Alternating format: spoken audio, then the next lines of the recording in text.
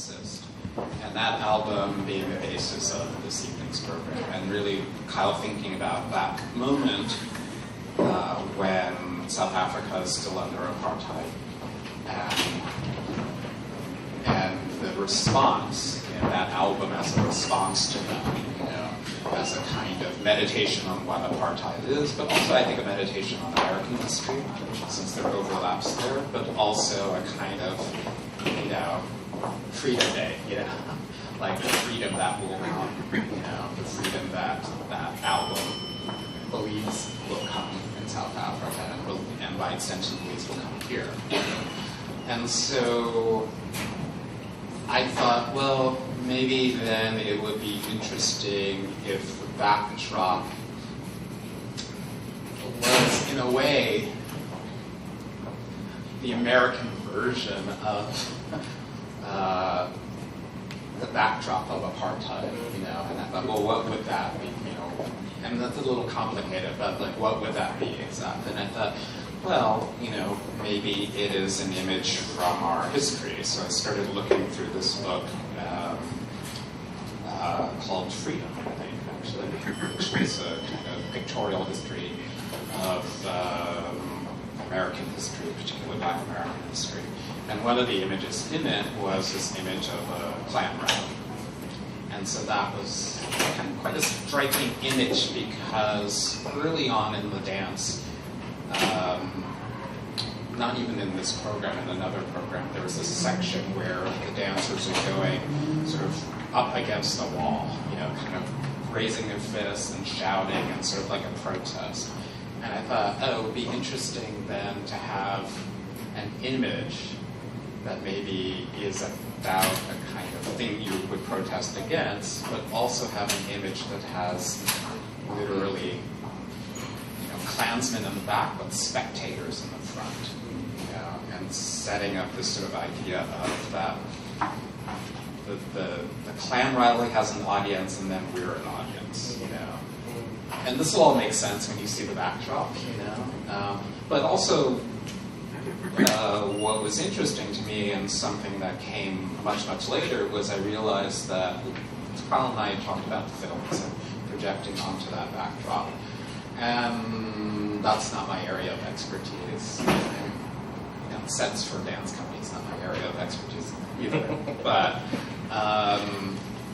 that was really not my area of expertise. And so, but I knew that Kyle wanted some kind of film component to it. And so part of the decisions around the backdrop was it had to have enough space so things could be projected onto it. So really function as this, kind of metaphorically, this backdrop, American history as a backdrop for this dance that deals with American history, but also literally as a backdrop for the things that were going to be projected on it, even though I didn't know exactly what those things were going to be. Dan Scully is a lighting designer and a video guy who Kyle has worked with a lot, and he did all the sort of film components. So that's this evening's work. Right. What about the watershed? The watershed piece, I think, was pretty influenced by an early section of the dance where there's this kind of like the hucklebuck, like this kind of 50s, 60s kind of feeling of being in a dance club somehow down south. In a basement almost, and so I had many ideas. One was going to be a giant wall that, and this stage is 20 feet high, 40 feet long, and so when it got costed out, it was like basically you could have put a down payment on an apartment to have that built. So we had to go to a sort of cheaper version of it, and so I came to this idea of using veneer paneling. Go to Home Depot and buy paneling, and make the paneling into this sort of big wall. So it's 40 feet long, 16 feet high, and it's just veneer paneling. So it's funny because it has this sense of like, 50s, 60s, 70s basement, but it also has this sense of like a construction wall, and it's, it had a kind of feeling that made sense in terms of the dance. And the other component was there's a tree. Kyle was very, very adamant about this tree. And I was like, a tree. I don't know how to make a tree. But it also had to be a tree that traveled, too. And it had to have leaves. And so all of these things were like, oh, God, trees with leaves, you know. Because, you know, when I was thinking about it, I was thinking, like, oh, I have this, like, plan image. You know, that's not this set. But it's like, oh, but let's kind of imagine the two programs work together, even though they're on different nights. People see both programs. There has to be a kind of continuity between those sets. So let's just think about, like, hanging trees, you know, southern trees, you know, trees with live blossom, trees on plantations. So that's what I was thinking. That's what Kyle was thinking of. But that's hard to do, you know, because it had to be of a certain scale, and it had to be something you could deconstruct, so it can travel, and how do you make leaves, you know?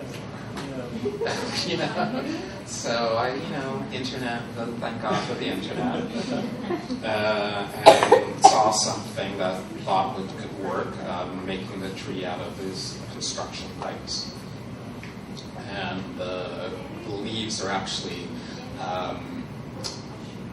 children's woodland hunting camouflage suits. Okay. Because we live in America. And 9-year-olds need camouflage suits so they can go hunting in the woods. Wow. Thank you for that detail. It illuminates the work quite a bit. So you mentioned some big words. One, deconstruction, another America, or the backdrop of America, or America as a backdrop. And I'm wondering, even you know, in your own retrospective of America, clearly this is a theme that you've been considering for some time now. And I'm wondering, how has your personal relationship and creative relationship to America, how has that evolved over the course of your career?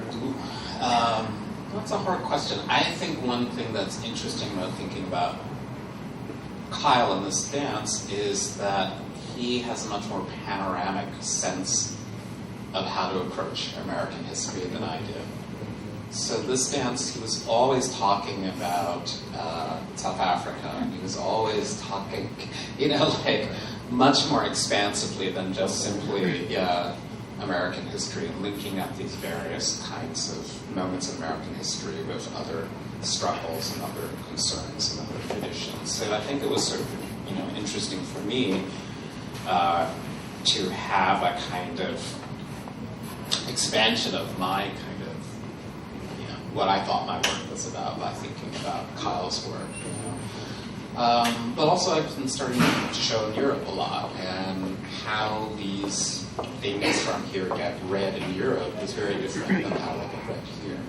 And so it's interesting to sort of, you know, present work in a European context where their relationship to the sort of iconography of America or, you know, its politics is very different, and response is very different. So that's been sort of quite interesting too.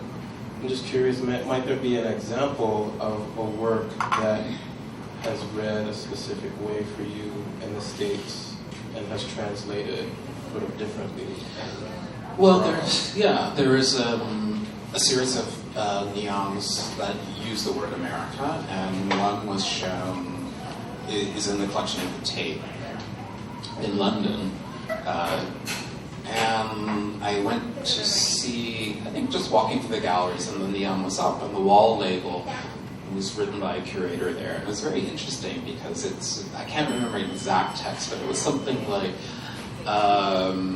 is Ligon commenting on America's solipsism and fascination with itself through this use of this word? And I thought, whoa, very interesting, you know, very interesting. Because it's a neon, it's the neon of the word America that's all painted black on the front and the back.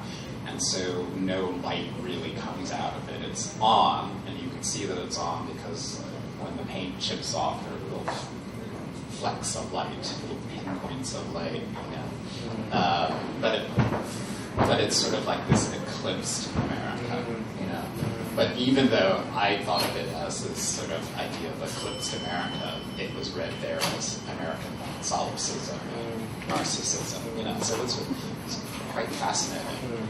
But I think Kyle will have this issue too, you know, when the company tours. He's going to tour tours all over the place. So there's no such thing as like a fixed reading. Every venue, I'm sure, will bring different experience, different trajectories to the work, different meanings to the work.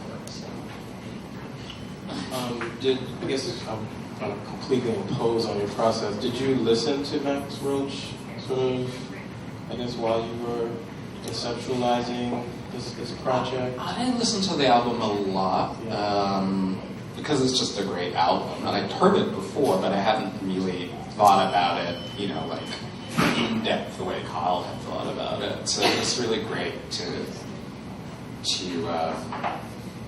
kind of dive into that again. But also I talked to other people like the Jason Moran, the pianist, you know, and Robert Glasper, who actually I think knows Max Roach. Max Roach, his children know, you know, Max Roach's children. So I think there's been an interesting dialogue around that album, you know, and we had, you know, Kyle and I had some funny dialogues because there's a moment in the dance where Abby Lincoln, the singer, has a part where she's just yelling on that one.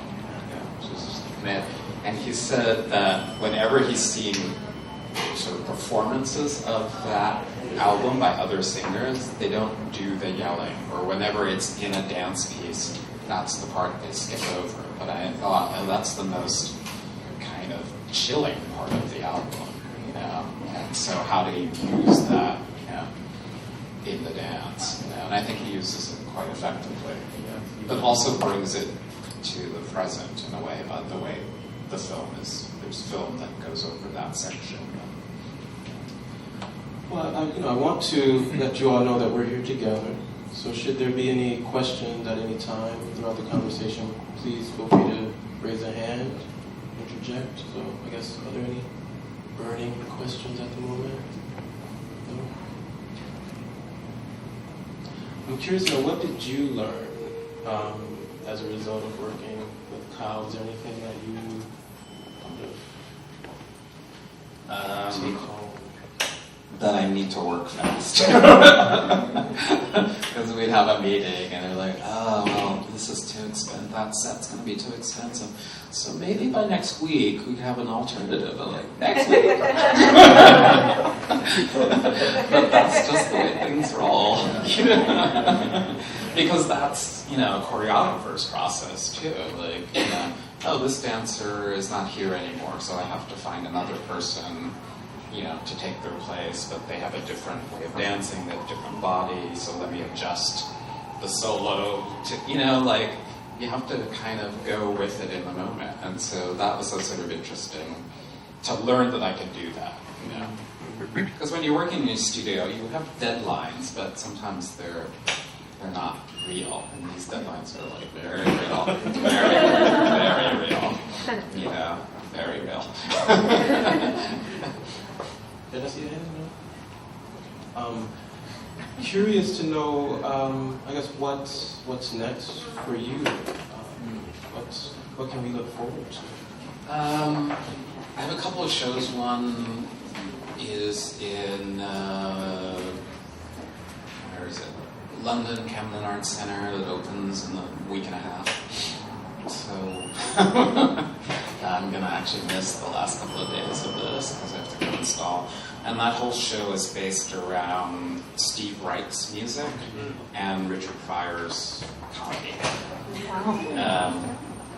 Kind of mixing the two.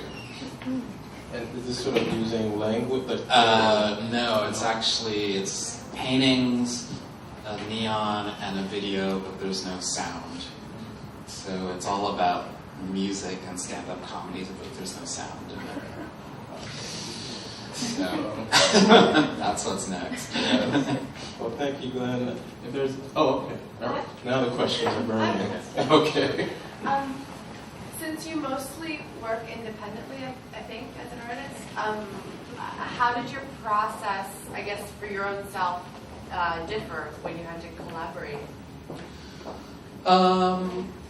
Well, because sort of as I said at the beginning, I wasn't giving Kyle things that I had already made, just in a bigger scale. So I really had to come to the rehearsals and kind of feel the piece, you know, and kind of feel out like what might work with the piece.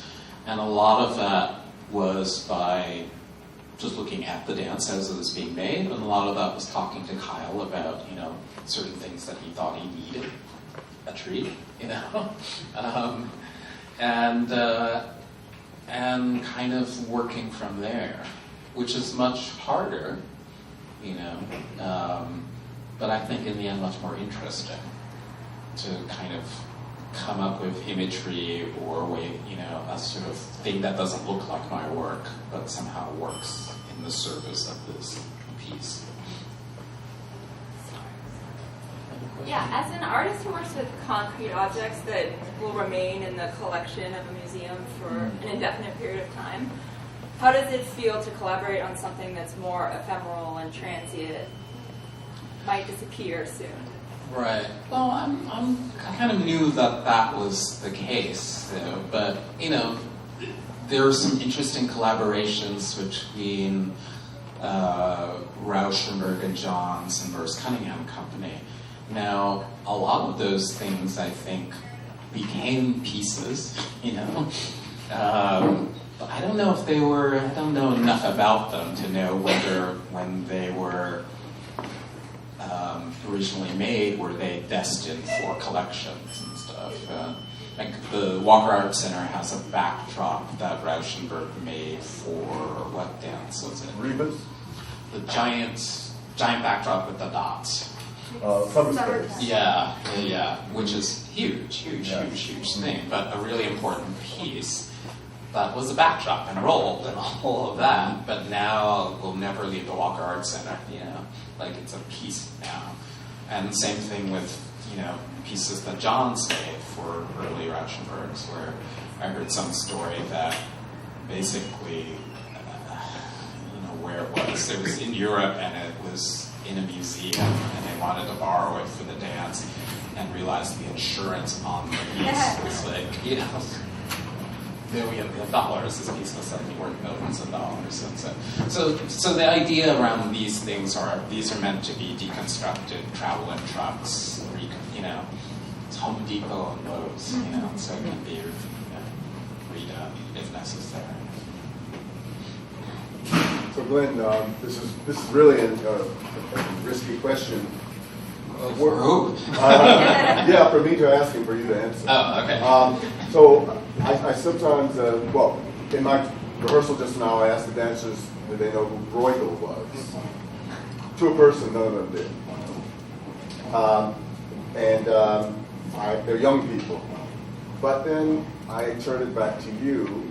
Is dance part of your, I don't know what your taste is for art, but is dance something that you're interested in? And how do you? Yeah, you know, I guess I'm a bit in awe of dancers, always have been, you know, because there is this sort of something that happens on the stage, and not to mystify, because I know it's work like any other thing, and it takes practice, but there is something else that happens, you know, there's sort of something about how dancers appear on stage, how they move their bodies that seems to transcend their individual selves. I don't know how to explain it other than that, and that's always fascinating to me. And so I think really I started looking at dance right when I got out of college, certainly, you know, your early work, Tricia Brown. I had a friend David Thompson, who was in Tricia's company, so would see that. Later on, Peanut Bausch and William Forsythe, you know. So I try to Not as much as I'd like to. I try to keep up. I recently saw Let's Race the Smaker because of the Steve Wright connection, and that was kind of amazing to see music translated into dance. You know, the ideas behind that serial repetition, you know, in the Wright translated into dance. So it was inspiring in a way, you know, like that. Seeing her listen to Wright kind of inspired this whole body of work. You know, I don't know if there's a way that my generation, I'm the generation after the Judson Church generation. And we had this feeling that the visual artists were what we should aspire to.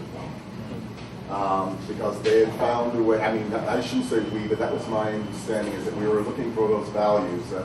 In some ways, I thought that minimalism in music and art was actually trying to make a frozen object. I thought that repetition was trying to, what's the word, reify or reify? In the mind, something which was ephemeral. At least, and we thought that we were always doing something that was a little bit disposable in the culture. Because they're just going to do another one. And I think to this day, I'm still trying to understand market value. And you know the famous quote from Lincoln Kirsten, where he says about Merce Cunningham and John Cage, who's making Summer Space, east is east and west is west, and never the train shall meet. And he said, a bit sardonically, that Mr. Cunningham and Mr. Johns must feel, I'm paraphrasing, it's pretty bad that their buddies, Jasper Johns and Rauschenberg, who are no more talented than they are, which was kind of a criticism. Their work is worth thousands of dollars right now, whereas dance is not. Right. Well, you want to step into that question of market value and? Hard question to step into. I mean, Jasper Johns said that. Yeah, this is mess up my shoes. Jasper Johns said visual artists were the aristocrats of the servant class. Oh yes. I had heard it quoted as the highest paid of the servant class. Okay. Right? Aristocrats is nice, but the highest paid of the servant class. Okay. Right? So I think he's aware of this sort of, there's the spectrum there, but we're on the same spectrum, you know, like we were maybe in terms of the market, you know, there are different spectrums, but I also think, you know, the market has changed a lot too. Like artists that I admired when I first started out, like Mike Kelly, talking to his dealers, said, oh, you know, Mike Kelly has worked for years, and we showed him, you know, and I just think that's a different art world. You know, that art world doesn't exist anymore. And so I think, you know, the question of value is always dynamic, you know. I mean, I think in a way, the change in the market means a lot more people get seen, you know, in the galleries, because there's more galleries and more space for them, but at the same time, there's a lot more pressure, you know. That work needs to look like art that somebody can sell, you know. So these are tricky questions that I'm ducking very artfully. But it's just a pleasure. You don't have I don't oftentimes in this environment speak to a living, breathing, physical, visual artist. But this idea that the artists still can, and people in our world, the movement-based world, we can still have the romantic notion that we are outside a capitalist system. Mm-hmm. Because the value is so low, placed on the market value is so low in what we do. Visual artists, and even you come close to saying that you make objects that have value, they can be traded. You know the famous Saatchi back in the 80s, you know, go up and buy an entire show of a young artist, and then a couple of years sell it off as an investment. Mm-hmm. Whereas we only wish that they would come and buy up what we do and then sell it back quickly. But it isn't. So we can still have the illusion that we're somehow pure, that we are outside of the capitalist marketplace. Did you know that about us? I think dancers certainly may think that, but, we're in this building that has funding from various foundations and a patron class, so it's not, you're not dancing on the street, so, not yet. Some of you must be having responses to this conversation. We're not dancing on the street. Do any of those dance on the street? Any of them here? It's still in New York, you can find people are living really close to the pavement in the dance world. Right. Really living it's not exactly, it was in the early 70s when I got here, but there's nobody, any of you brave Brooklyn warriors here, living 5 in an apartment and so on. I think also, just to say also, let's not mistake the New York art world for the art world. There are many art worlds, and I think that,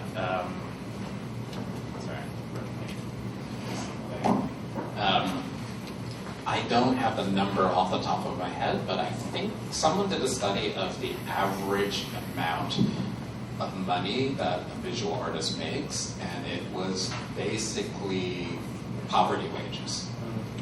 That's the average. So there's in New York, it seems like everybody's making money hand over fist, but if you go across the country and sort of average out what artists actually make, in terms of income from their artwork, they're much better paying jobs, So I think we have to be careful about how we talk about the market as a sort of here in New York where it's so hyped up.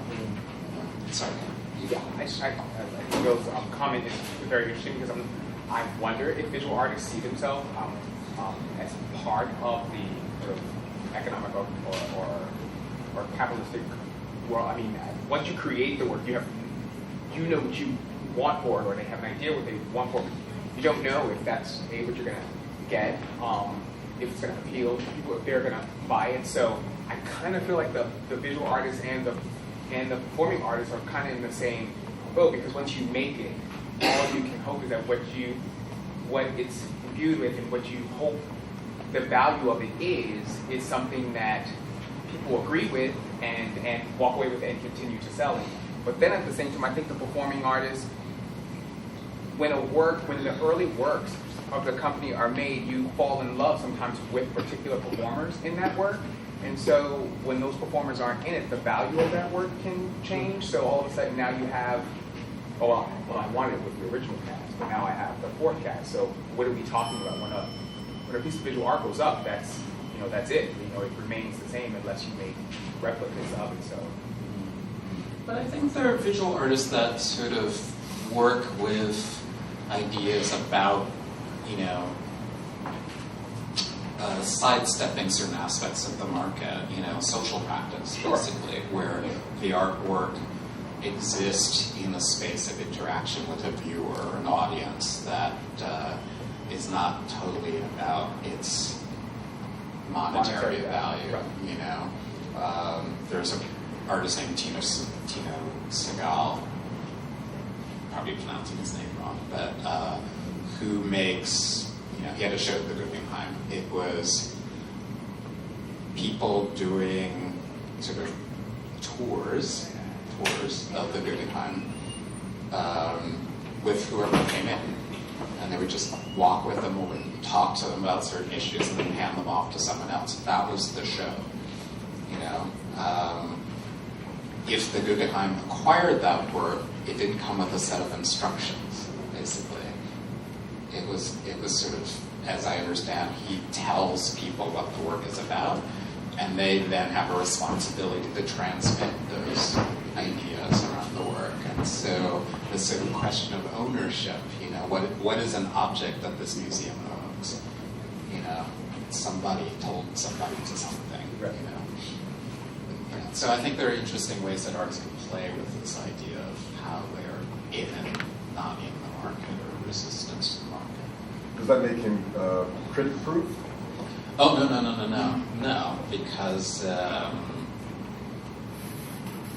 those pieces, even though there with, sometimes they're not performed well.